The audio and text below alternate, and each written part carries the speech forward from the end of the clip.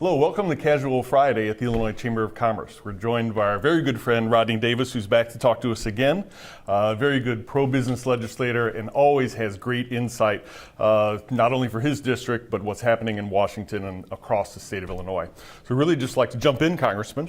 The issue that was the biggest one out of Washington yesterday was immigration. The action was in the Senate, not in the House, but we saw 4 different proposals all fail to get majorities. I think your position is very similar to ours. Secure the border, or else it's going to be a problem for the next generation too.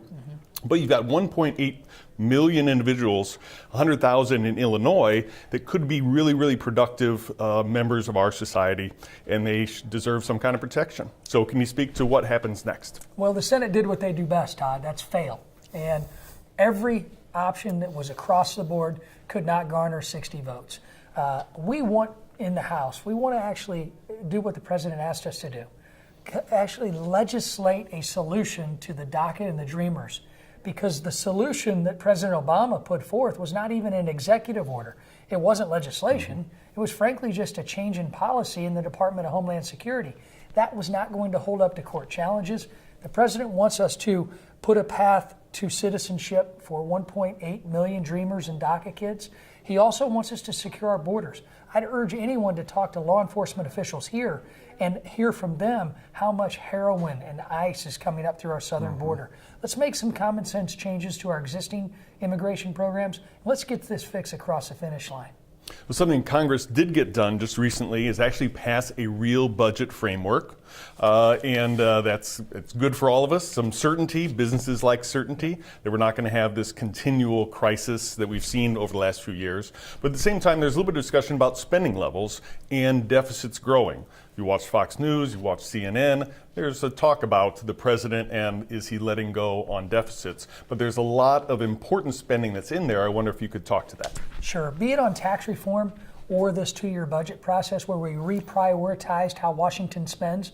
You don't make across-the-board cuts in your businesses. You actually go into different categories, figure out what you can spend on, what you have to hold back for the next year. Washington wasn't doing that under sequestration caps. So we are now funding our military at levels that we need to address the national security threats that come from countries like North Korea and Iran. We are addressing an increase in spending to address the opioid crisis. We've reauthorized and funded children's health insurance programs.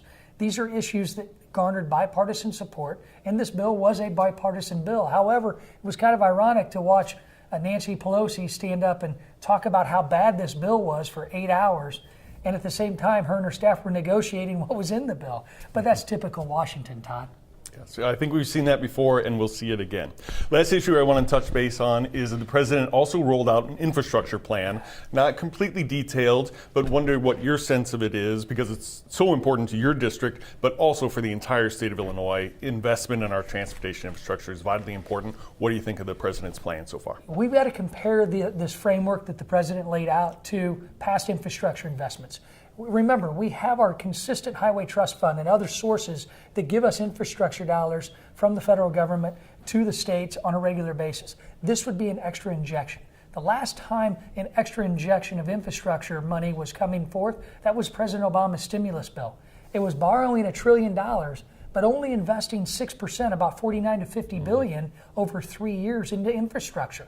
President Trump has proposed a long-term partnership, $20 billion a year over 10 years, to be able to partner with state and local governments, and even when we can do it, with the private sector, to get infrastructure projects off the books. And then what's really important, 50 billion of that goes directly to rural communities like many that I serve that can't get a return on investment, that always seem to be at the back of the line when it comes to infrastructure investment when competing against some of the large urban projects. And I think this framework is a good start, and I hope that we put a long-term fix to the Highway Trust Fund into this debate too. Local roads sometimes get short shrift. People don't think about it, but vast majority of roads are local roads, in your district especially. So we hopefully that the president takes up this issue and says, you know what, this is a no-brainer. Democrats and Republicans both ought to be on board major infrastructure investment, and let's get it done. We certainly should. Thank you.